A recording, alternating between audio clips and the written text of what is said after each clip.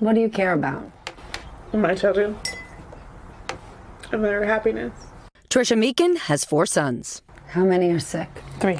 All 3 with cystic fibrosis, a life-threatening lung disease, sending them in and out of hospitals for 20 years. How many nights do you think you've slept in a chair in a hospital room? Every night they're in. If they were in for 2 weeks, I was there with them. Even with insurance, hers is among the 1 in 7 families struggling with medical debt.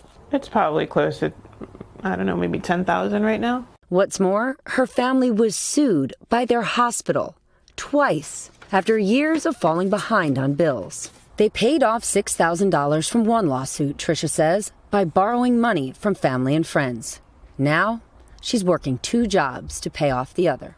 Over the last 5 years, a growing trend in the United States by some hospitals has been to aggressively sue patients in court to garnish their paycheck. Dr. Marty McCary, author of The Price We Pay, published research finding 36% of hospitals have filed these lawsuits. Suing patients represents the worst of predatory billing, threatening the great public trust in American hospitals. Trisha Meakin's family was among the thousands sued by not-for-profit Atlantic Health System of New Jersey. In a statement to NBC News, the hospital system said it has robust charity care programs that paid for more than 40,000 patient encounters and blamed insurance companies for saddling patients with higher deductibles and copays while covering fewer services. The CEO of the hospital we're talking about makes $2.3 million a year.